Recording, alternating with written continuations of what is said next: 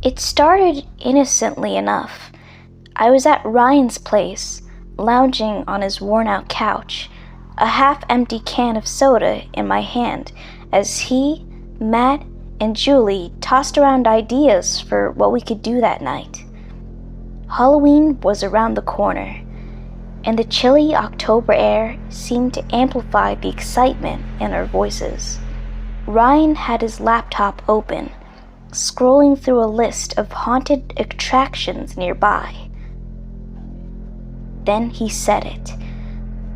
"I hear the new haunted house down at Carson's is insane. They've got this whole creepy clown theme this year. People are saying it's scarier than any of the other haunts." His eyes flicked to me.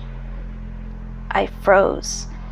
The word clown echoed in my mind, a jolt of unease washing over me. Ryan grinned. He knew. They all did. It wasn't a secret that clowns freaked me out. It wasn't a rational fear, but it was real. Ever since I was a kid, those painted faces with exaggerated expressions made my skin crawl. There was something about how they masked true emotions that felt wrong, twisted. Julie smirked. "Oh, come on. It'll be fun. Don't be a baby." Matt joined in. "Yeah, dude, you can't let a little grease paint and big shoes scare you forever. Face your fear, right?" It was 3 against 1, and the peer pressure was intense. I felt myself caving, as I always did with them. "Fine," I muttered. "But if it's as terrifying as you say, I'm bailing." The haunted house stood at the edge of Carson's fairgrounds, looming in the darkness with a facade that resembled a twisted carnival.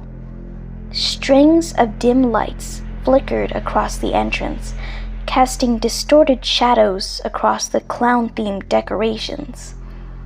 A grotesque clown face loomed above the door, its mouth wide open, as if to swallow whoever dared to enter. I could feel my pulse quickening as we approached. The laughter and screams of those exiting the haunted house filled the air. I kept my eyes on the ground, trying to shut out the garish, grinning clown faces plastered on every sign. Ryan slapped me on the back. "Last chance to chicken out, man," he said with a playful nudge. Julie laughed. "Too late now. He's coming with us." We got our tickets, and a worker dressed as a sinister clown ushered us to the entrance. His costume wasn't terrifying, just the typical bright colors and a rubber nose. But as we stepped inside, the air grew cold, and the murmur of the crowd outside faded, replaced by eerie carnival music that drifted through the dimly lit corridors. It was maybe 5 minutes into the house when I saw it for the first time. We had just entered a narrow hallway lined with funhouse mirrors that distorted our reflections, elongating and twisting our bodies in grotesque ways. There it was, at the far end of the hall, a clown, different from the others we'd seen. It wore a faded dirt street costume, the colors once bright, but now dulled to lifeless shades of red and yellow. Its face paint was cracked and smudged, as though hastily applied years ago and left untouched. The eyes were the worst, smeared with dark, uneven rings that gave the illusion of hollow sockets. It stared at me without blinking. My friends laughed and moved on, but I lingered for a moment, unable to tear my eyes away. The clown didn't speak, didn't move. It simply watched me. "Hey, are you coming?" Matt's voice broke through my trance, and I quickly caught up. As we turned the corner into the next room, I glanced back. The clown was gone. As we ventured deeper, the rooms became more chaotic. Animatronic clowns popped out from behind corners, cackling with mechanical laughter. One room was filled with mannequin clowns, arranged in a circle like they were playing some sick version of Duck Duck Goose. My nerves were frayed, but I kept telling myself it was just a show, that none of this was real. But then I saw it again. The same horrifying clown from the hallway.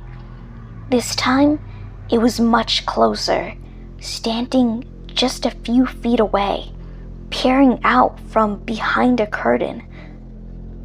I froze, my breath catching in my throat. It didn't say anything. It didn't laugh or shout like the other actors. It just stared at me, its head cocked slightly to the side. I turned to tell my friends, but they were already moving ahead, lost in the noise and flashing lights of the next room. When I looked back, the clown had moved, stepping further out from behind the curtain. It was following me.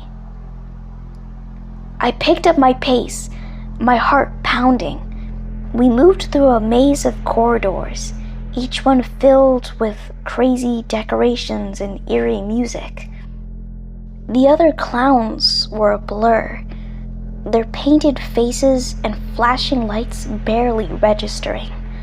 All I could think about was the silent clown, its gaunt face and hollow eyes. Every time I looked over my shoulder, it was there, always a few steps behind, lurking just out of reach. It never made a sound, never tried to jump scare me like the others. That was what terrified me the most. The quiet way it stalked me, as though it had all the time in the world. At one point, I felt its presence growing stronger, closer. I spun around, ready to confront it, but there was nothing behind me. Just an empty corridor lined with old carnival posters. I caught up with my friends in a room filled with fog and strobe lights. Clowns with spinning eyes and insane smiles stumbled out of the mist, but they were just actors. I kept looking around, scanning the shadows for that one clown. "Guys," I said, trying to keep my voice steady. "There's a clown in here that's been following me. I swear it's not part of the show." Julie raised an eyebrow. "They're all part of the show, man. That's the whole point." "No," I insisted, my voice rising. "This one is different. It doesn't act like the others. It just follows me." Ryan chuckled. "Someone's getting a little too into it." I shook my head, frustration boiling in my chest. I wasn't imagining things. There was something wrong with that clown. We moved into a larger room, styled to look like a decrepit circus tent.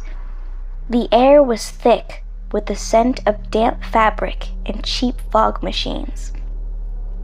I spotted more clowns here, grinning, hunched over, waiting to leap out at the right moment. But that clown, the silent one, wasn't among them. At least, not at first. We made our way across the room, and I started to feel a slight bit of relief. Maybe it was over. Maybe I was just paranoid. Then, through the mist, I spotted it. It was standing in the middle of the room, staring directly at me. Its hollow eyes seemed darker than before, the makeup smeared as if it had been crying. And then, just like that, it was gone. I didn't see it move, didn't hear any footsteps. It simply vanished. I bolted for the exit, sprinting ahead of my friends. I needed to get out. The path seemed to stretch forever, a maze of twisting corridors, fake cobwebs, and garish clown faces. As I ran, other clowns appeared. They tried to scare me, jumping out with sudden bursts of laughter or distorted screams. But they weren't the same. They didn't have that eerie silence or those dead eyes. I stumbled into the final room, an exit at the far end within reach. I glanced over my shoulder, half expecting to see that one clown following me.